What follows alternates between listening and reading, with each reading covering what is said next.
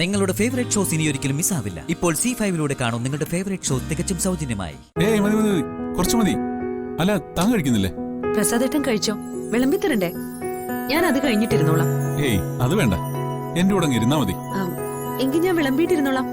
തനിക്ക് മാത്രമല്ല, എനിക്കും അറിയാം വിളമ്പാൻ.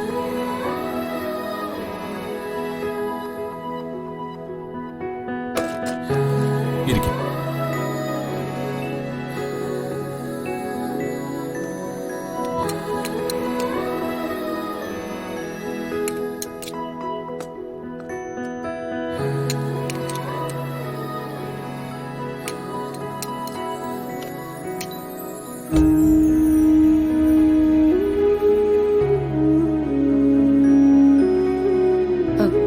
കുറച്ചു മതി.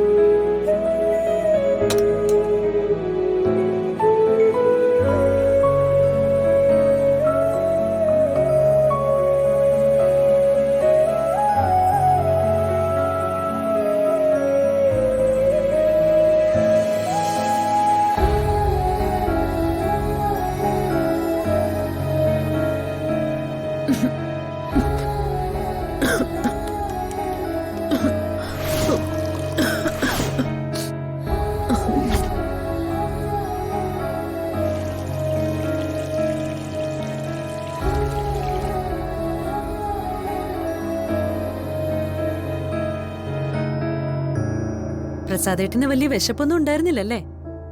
ഭയങ്കരമായിട്ട് വിശക്കുന്നുണ്ടായിരുന്നു. അതിന്റെ കൂടെ ഉഗ്രൻ കറികൾ കൂടെ ആയപ്പോ ഞാൻ ശരിക്കും കഴിച്ചു. എനിക്ക് പക്ഷെ അങ്ങനെ തോന്നിയില്ല. ഞാൻ ഭക്ഷണം കഴിക്കാൻ വേണ്ടി മാത്രം പ്രസാദേട്ടനും കൂടി വന്നിരുന്നു. അതല്ലേ സത്യം?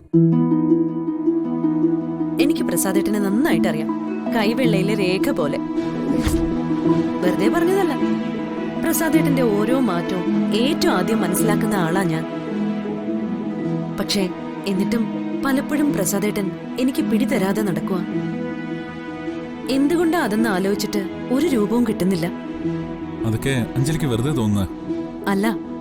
അല്ലാന്ന് എനിക്കും അറിയാം, പ്രസാദേട്ടനും അറിയാം. ഞാനൊരു കാര്യം ചോദിച്ചാ സത്യം പറയാമോ? എന്ത് കാര്യം? രാവിലത്തെ മൂഡ് ഓഫിന്റെയും ടെൻഷന്റെയും കഥ കള്ളക്കഥയല്ലേ? ഇതുവരെയും ഞാൻ കാണാത്തൊരു മുഖമായിരുന്നു ഇന്നത്തെ പ്രസാദേട്ടന്റെ മുഖം. മനസ്സില് പ്രസാദേട്ടന് ഞാൻ വലിയ സ്ഥാനമായിരുന്നു തന്നിരുന്നത്.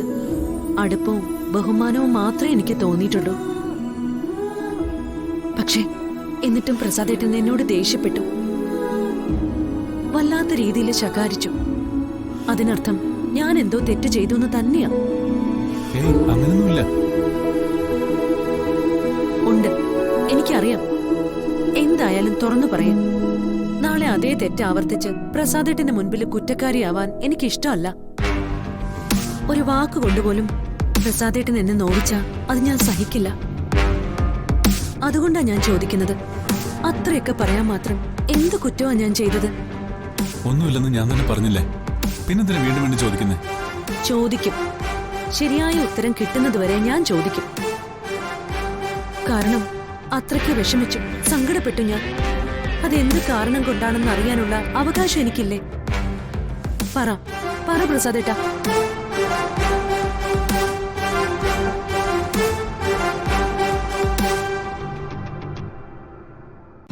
ഡൗൺലോഡ് ചെയ്യൂ C5 ആപ്പ്. കാണൂ എല്ലാ എപ്പിസോഡുകളും സൗജന്യമായി.